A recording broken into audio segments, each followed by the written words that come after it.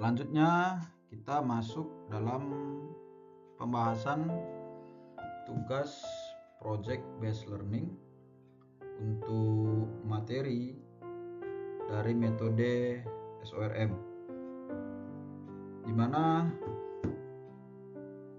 dalam tugas project based learning probabilistik dan keandalan rekayasa struktur di kelompok 3 kami ada 3 orang personil dari kelompok 3. Yang pertama itu saya sendiri, Anugrah Sembiring. Yang kedua ada Christian RH Tambunan, dan yang terakhir ada Petra Andreas. Untuk video kali ini kita akan membahas detail apa itu metode SORM, di mana sebelumnya kita telah membahas metode Bayes dan metode Monte Carlo Simulation. Latar belakang probabilistik dan keandalan struktur hadir sebagai solusi untuk mempertimbangkan ketidakpastian tersebut. Dengan memahami variasi alam yang terjadi, perencana dapat menilai tingkat keamanan struktur secara lebih realistis, serta mengoptimalisasi desain agar tetap aman namun efisien dalam penggunaan material dan biaya. Selanjutnya di jurnal pembahasan metode SORM kita akan mengangkat judul tentang analisis keandalan pada struktur rangka batang menggunakan second order reliability method atau SORM. Jurnal ini berasal dari jurnal Teknik Sipil Universitas Bangka Belitung, kampus terpadu UBB Balunjuk, Marawang, Kabupaten Bangka, mana penerapan second order reliability method untuk analisis risiko konstruksi keandalan struktur rangka batang. Latar belakang mengapa metode SORM kita gunakan. Metode SORM adalah gabungan dari metode FORM atau First Order Reliability Method ditambah dengan Quadratic Theorem. Seiring berjalannya waktu, metode FORM seringkali tidak akurat untuk permasalahan struktur yang kompleks dikarenakan hanya menggunakan pendekatan linear orde 1. Yang kedua, kurang presisi pada fungsi batas non-linear, sehingga lahirlah metode second order reliability method yang menawarkan solusi dengan menggunakan ekspansi daerah Taylor orde 2 serta memberikan estimasi peluang kegagalan yang lebih akurat. Selanjutnya tentang paradigma pergeseran desain. Di awal kita memahami tentang konsep deterministik, di mana pendekatan deterministik diambil dari konvensional yang mendefinisikan tentang faktor keamanan atau safety factor berdasarkan analisis tegangan elastis. Seringkali kita mengandalkan pengalaman secara empiris, kurang rasional dalam menangani sebuah ketidakpastian, sehingga lahirlah konsep probabilistik. Probabilistik ini pendekatan modern menggunakan fungsi batas, limit state function, menggunakan indeks kegagalan yaitu beta. Variabel beban dan material dianggap sebagai variabel acaknya. Lebih akurat untuk suatu struktur yang kompleks. Bisa kita lihat di dalam grafik antara sumbu X sebagai beban dan sumbu Y itu adalah kapasitas. Selanjutnya tentang tantangan analisis struktur. Mengapa metode FORM tidak lagi cukup dalam perencanaan suatu struktur, di mana kita bisa lihat di grafik linear aproksimasi FORM dan second order aproksimasi. Bisa kita lihat garis lengkungan untuk fungsi batas yang diikuti oleh metode SORM benar-benar mengikuti lengkungan. Menggunakan metode Taylor dari 2 dilihat dalam grafik ini sangat presisi antara descent point, reduction error, quadratic surface, dan non-linear limit station. Berbeda dengan metode FORM hanya bekerja pada satu titik antara akurasi poin, sehingga lebih akuratlah metode SORM yang akan kita gunakan. Selanjutnya tentang metodologi SORM. Metodologi SORM bergerak dari matriks Hessian.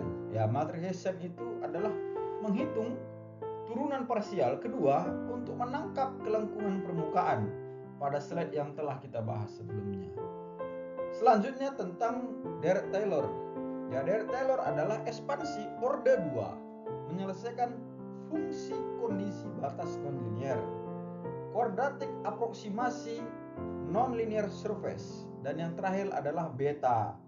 Beta sebagai indeks dan peluang atau PF, menghitung indeks kegagalan dan peluang kegagalan berdasarkan aproksimasi kurva. Berikutnya persamaan keadaan batas. Persamaan keadaan batas bisa kita lihat dalam grafik antara resisten dan load effect. Fungsi kegagalan memisahkan daerah aman. G lebih besar dari 0. Apabila G lebih besar dari 0 maka aman. Apabila G lebih kecil dari 0 maka daerah itu dikatakan daerah gagal. Serta peluang kegagalan Px adalah integral peluang kegagalan Pf sama dengan Pgx lebih kecil dari 0. Integral probabilitas kegagalan pada domain Gx. Ya, untuk batang tekan yang akan kita bahas pada hari ini adalah fungsi batasnya adalah Gx sama dengan X3 kurang X41 per AI. Ya, AI itu sebagai luas penampang. Selanjutnya kita langsung masuk ke dalam parameter studi kasus contoh soal yang dibahas pada jurnal ini. Ada suatu struktur rangka batang dengan 17 elemen S1 sampai S17. Ya, dibebani dengan masing-masing pada titik buhul sebesar 1000 kg atau 1 ton. Ya, di titik A, titik B, titik C, titik D, titik E diberikan beban sebesar 1000 kg atau 1 ton dengan tinggi profil, tinggi bentang sebesar 300 cm atau 3 meter dengan bentang total sebesar 12 meter. Bisa kita lihat material baja dengan BJ37, FY atau tegangan leleh sebesar 2400 kg per cm persegi dan FU sebesar 33.700 kg per cm persegi dengan menggunakan profil double siku 150 mili kali 150 mili kali 30 mili serta luas penampang pada profil tersebut adalah 1,64 cm persegi. Ya. Selanjutnya dimodelkan pada penerapan struktur sebesar konfigurasi batang 17 elemen S1 sampai S17 dengan geometri simetris panjang yang tipikal adalah 300 cm atau 3 meter dan beban titik sebesar 1 ton atau 1000 kg dan dilakukan analisis dengan metode software SAP 2000 serta didapatkanlah hasil gaya-gaya batang yang ada. Selanjutnya kita masuk dalam parameter studi kasus. Parameter studi kasus beta sama dengan nu R kurang nu S dibagi sigma R kuadrat ditambah sigma S kuadrat, di mana perhitungan nu R, nu S, sigma R, dan sigma S adalah sebagai berikut. Luas penampang profil sebesar 164 mm persegi. FY nominal sebesar 240 MPa. Nu FE sama dengan 1,1 dikali FY, yaitu 1,1 dikali 240 MPa. Sigma FY sama dengan 0,07 dikali nu FY, yaitu 240 MPa sama dengan 18,48 MPa. Sehingga kita dapatkan adalah nu R adalah luas penampang dikali nu FY, yaitu 164 mm persegi dikali 264 MPa dihasilkan 43,296 kN. Dan sigma R adalah luas penampang dikali sigma FY, yaitu 164 mm persegi dikali 18,48 MPa menghasilkan 3,027 kN. di mana peluang kegagalan adalah PF, yaitu V dikurang beta, di mana V adalah fungsi distribusi kumulatif normal standar.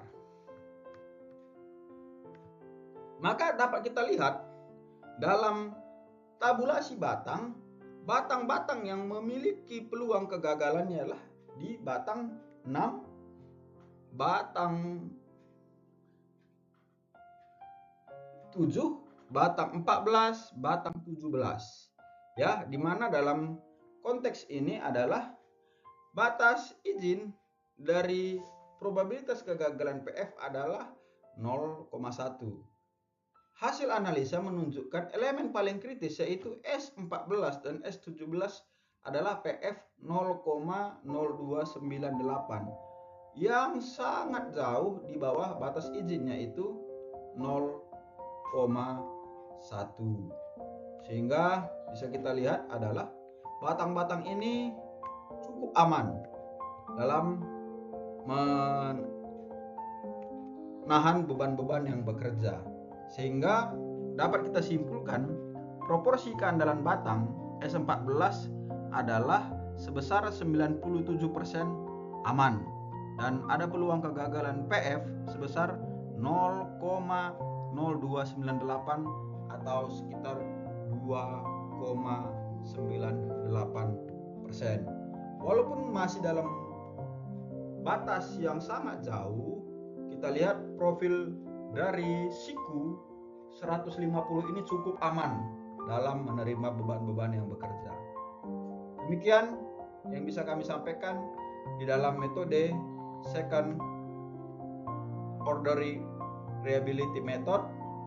Untuk perbaikan dan tambahan kami sangat mengharapkan dukungan untuk dapat memperbaiki di masa yang akan datang. Terima kasih, semoga bermanfaat apa yang kami presentasikan. Terima kasih untuk kita semuanya. Salam sejahtera selalu.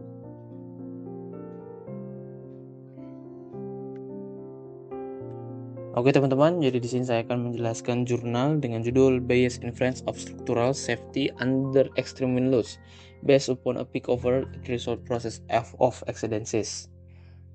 Di sini penulisnya adalah Elio Chiodo, Fabio De Angelis, Basil Diban, Giovanni Mazzanti.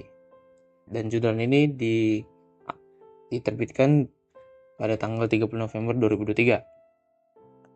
Jadi pertama kita bahas dulu mengapa menggunakan Bayes. Nah, di sini dilatar belakangi oleh 2 poin, yaitu pertama data angin sangat terbatas.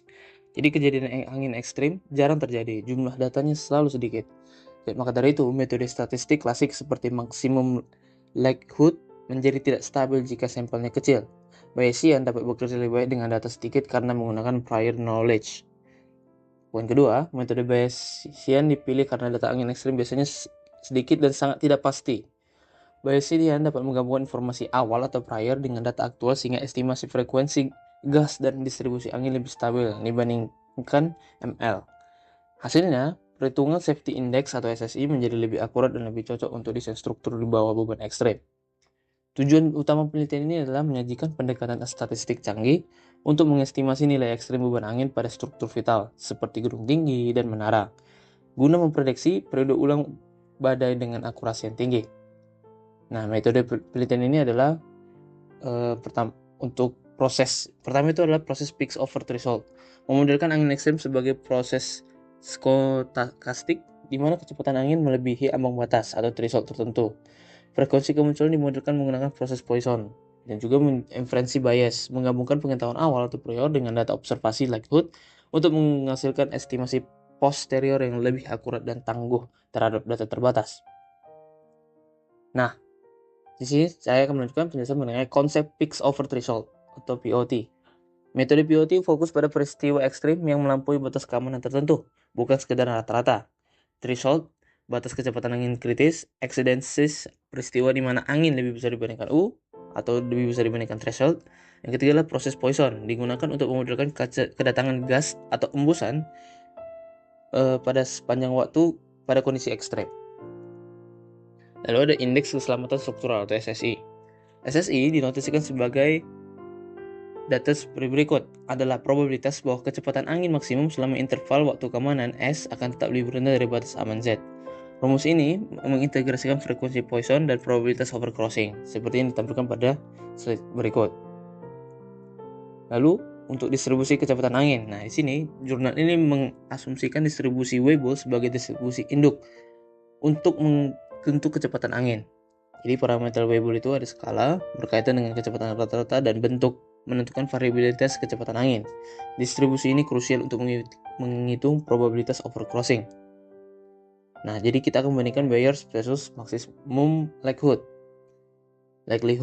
Jadi perbandingan error estimasi atau mean square error pada sampel kecil semakin rendah, semakin akurat metode tersebut. Nah, di sini menunjukkan bahwasanya simulasi yang menggunakan inferensi bias jauh lebih efisien dan akurat dibandingkan ML ketika data lapangan terbatas.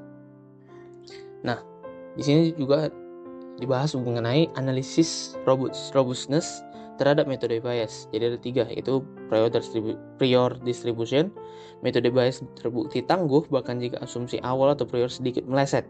Misal menggunakan log normal alih-alih gamma. Yang kedua, sampel angin. Hasil estimasi tetap memuaskan meskipun distribusi kecepatan angin aktual di lapangan berada dari model Weibull yang diasumsikan. Yang ketiga adalah konsistensi. Dalam kedua skenario uji ketahanan, performa estimasi bias secara konsisten mengungguli metode klasik. Nah, relevansi untuk konstruksi. Mengapa akurasi ini penting? Karena struktur seperti gedung pencakar langit dan struktur terlepas pantai dirancang untuk masa pakai puluhan tahun. Data historis seringkali tidak mencukupi waktu prediksi jangka panjang atau 50 tahun lebih. Metode bias memberikan jaring pengaman statistik, memastikan desain struktur tidak under-design atau over-design. Jadi kesimpulan yang bisa didapat adalah ada 4 poin. Yang pertama, efisiensi tinggi. Metode bias ditambah dengan Poisson atau POT menawarkan akurasi prediksi yang superior dibanding metode konvensional. Yang kedua, solusi data terbatas sangat efektif untuk proyek di mana data historis angin minim atau tidak lengkap. Yang ketiga, desain aman memberikan indeks keselamatan struktural yang lebih andal bagi engineer sipil. Yang terakhir adalah fleksibilitas, terbukti robust terhadap variasi distribusi statistik di lapangan.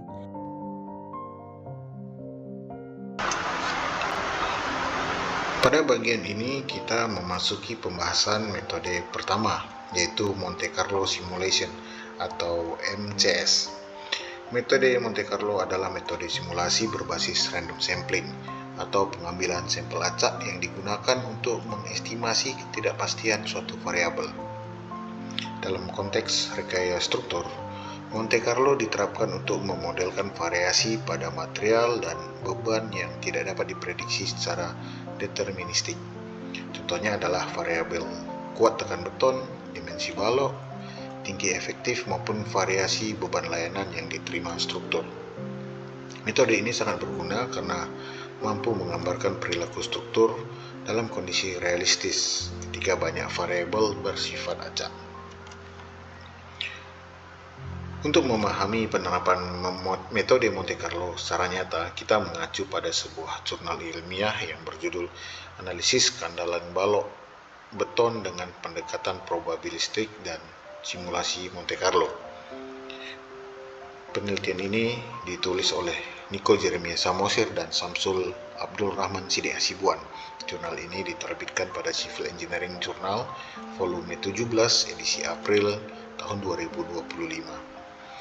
Penelitian ini fokus menganalisis keandalan balok beton dengan mempertimbangkan ketidakpastian pada momen resistensi dan momen beban menggunakan metode probabilistik dan simulasi Monte Carlo.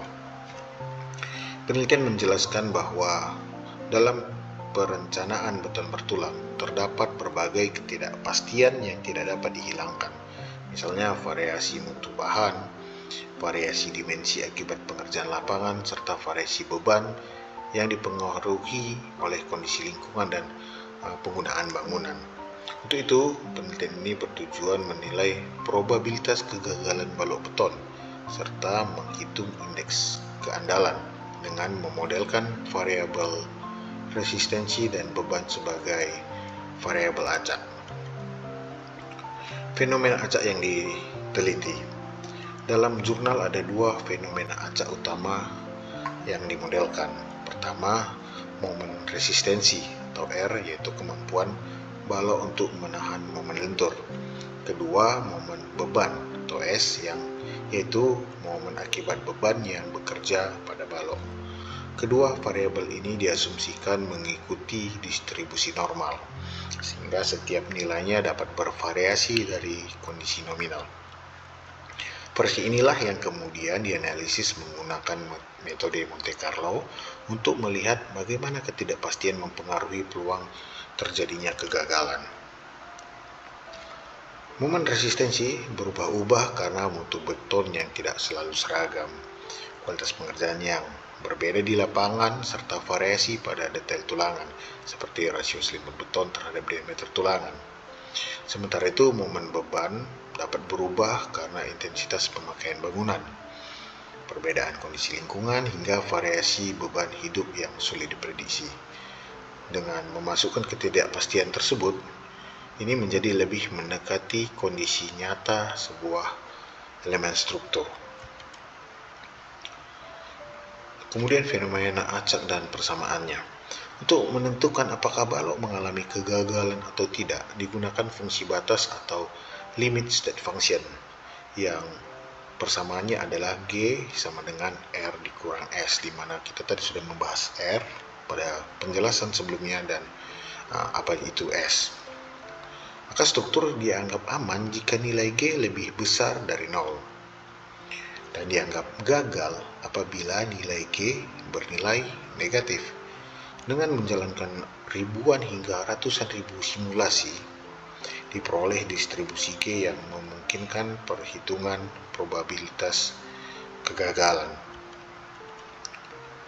Kemudian hubungan dengan indeks keandalan. Selain probabilitas kegagalan, penelitian ini juga menghitung indeks keandalan atau beta.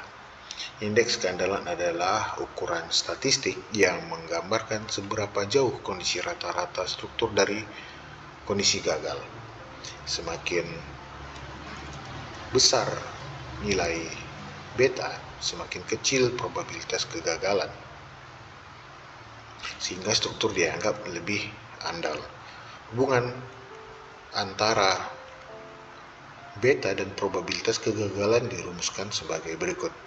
PF atau P failure sama dengan P dikali minus beta, di mana P merupakan fungsi distribusi normal standar. Berikutnya parameter simulasi.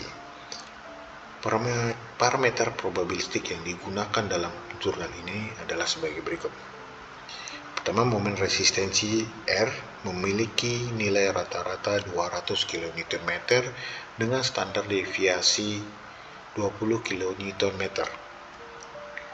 Berikutnya adalah momen beban S memiliki nilai rata-rata 150 kN dengan standar deviasi 30 kN.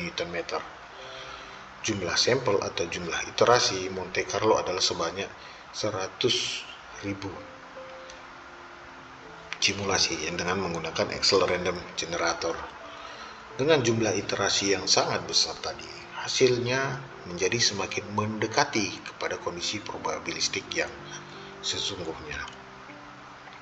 Nah, hasil simulasi dari Monte Carlo ini, dari hasil simulasi Monte Carlo sebanyak 100.000 iterasi tadi, maka diperoleh nilai probabilistik kegagalan atau PF, P failure tadi sebesar 8,40%.